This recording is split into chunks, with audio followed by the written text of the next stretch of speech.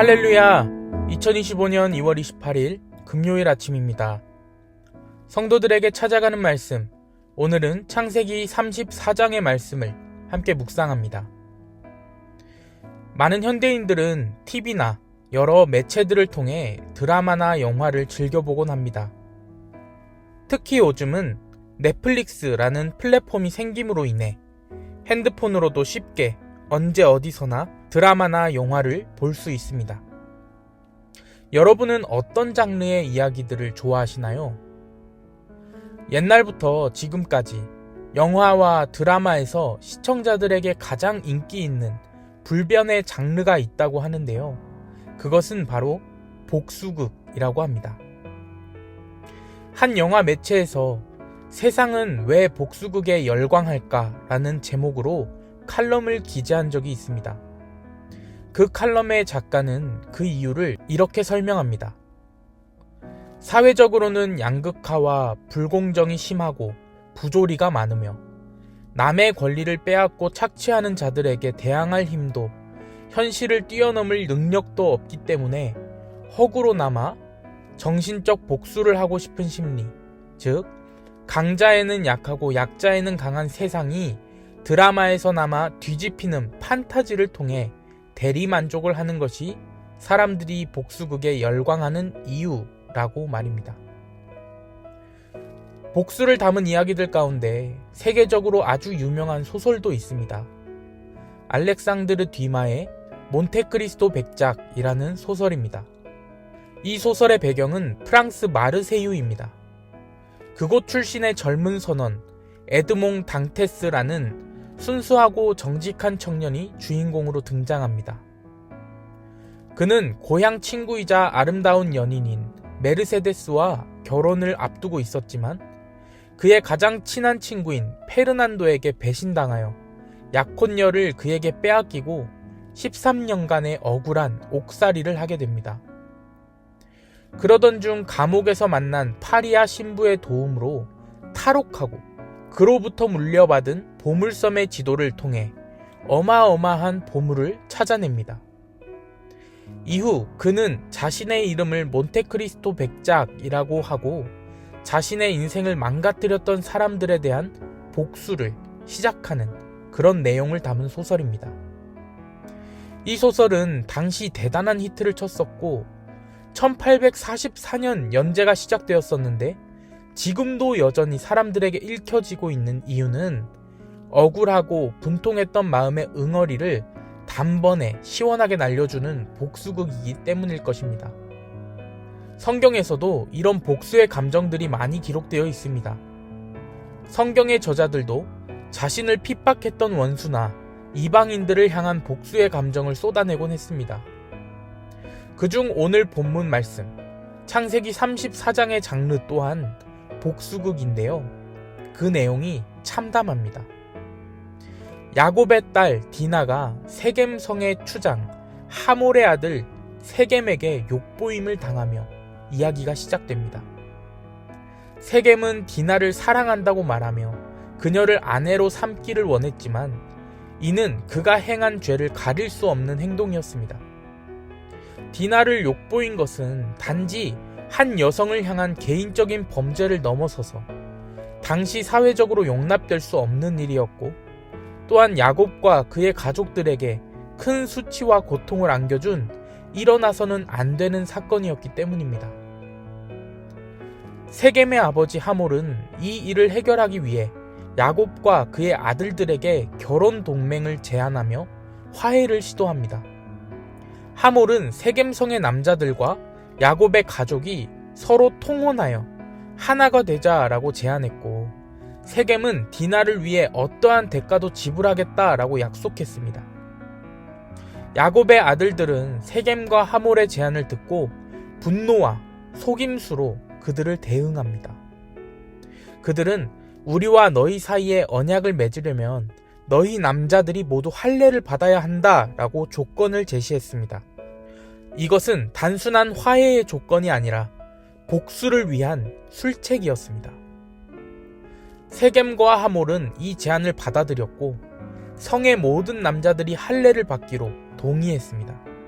그들은 야곱 가족과의 동맹을 통해 그들의 재산과 번영을 함께 누리길 원했기 때문에 이 제안을 쉽게 받아들인 것입니다. 결국 세겜성의 남자들이 할례로 인해 고통스러워하는 동안 시므온과 레위는 칼을 들고 성으로 들어가 모든 남자들을 죽입니다. 그리고 세겜과 하몰을 죽이고 디나를 데리고 나왔으며 성의 재산과 여자, 아이들을 약탈하는 세상이 말하는 완벽한 복수를 완성하게 됩니다. 오늘 말씀을 보며 어떤 마음이 드시나요?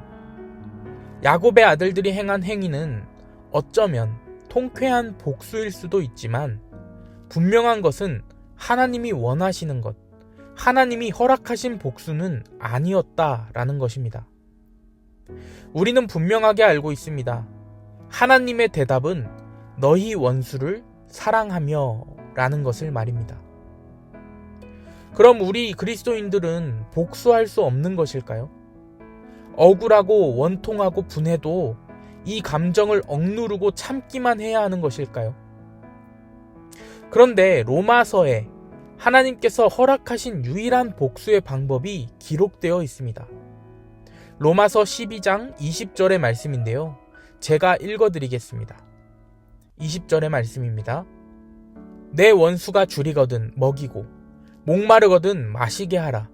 그리함으로 내가 숯불을 그 머리에 쌓아 놓으리라. 이 말씀은 구약성경 잠언 25장의 말씀을 인용한 것입니다.